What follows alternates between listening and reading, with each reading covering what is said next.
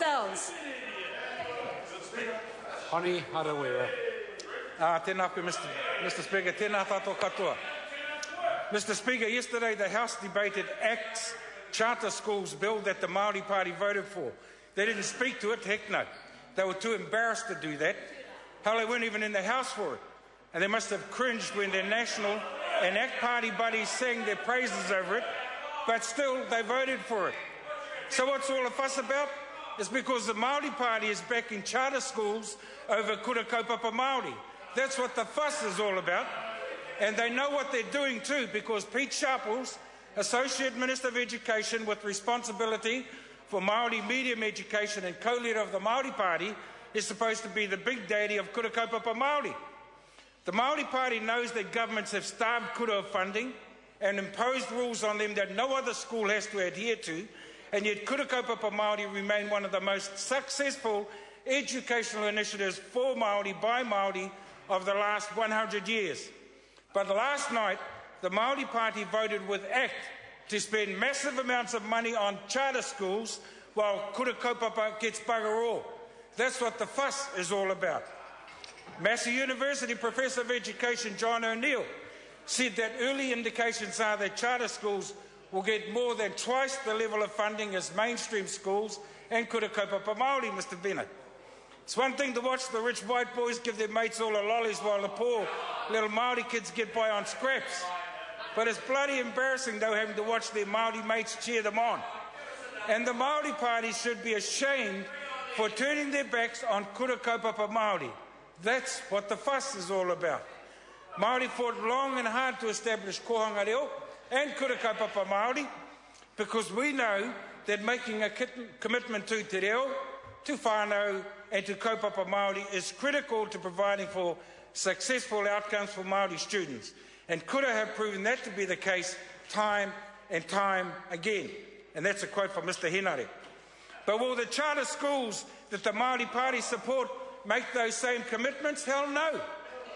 Charter schools will have no accountability to whānau, no commitment to te reo, no responsibility to te aho matua, no obligation to put registered teachers in front of our kids, no transparency under the Official Information Act, and they're going to get heaps more money than kura kaupapa Māori ever got. And the Māori Party supports that? That's what the fuss is all about, Mr. Bennett. And charter schools won't have to worry about the Auditor General's office either. Te runanga o Ngāi Tahu's submission on the bill says, overseas experience shows that charter schools are highly susceptible to fraud, waste and abuse. And in her submission, Dr. Bronwyn Hayward, political scientist and senior lecturer at the University of Canterbury, referred to the problems of crony capitalism, tax evasion, fraud and corruption that have plagued charter schools elsewhere, and described them as a naive and reckless governance model, and the Māori Party is voting for them. That's what the fuss is all about. Mainstream schools aren't exactly pathways to high achievement for Māori students, and clearly there's much to be done to change that. But that's what the Associate Minister of Education is supposed to be doing, identifying and promoting better models, not backing expensive, high-risk, low accountability charter school ventures that 20 years of research show achieve nothing that can't be done without them. That's what the fuss is all about, Mr. Henare.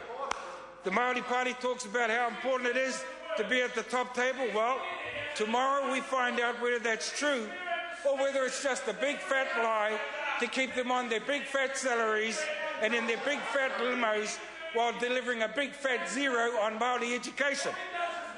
If tomorrow the Māori Party can give kura kaupapa all that they're giving to charter schools, if they can get an extension on the kotahitanga program in mainstream schools that they brag so much about, and if they can get Manaki Tauira reinstated to help all Māori students get a tertiary education, then they deserve a pat on the back.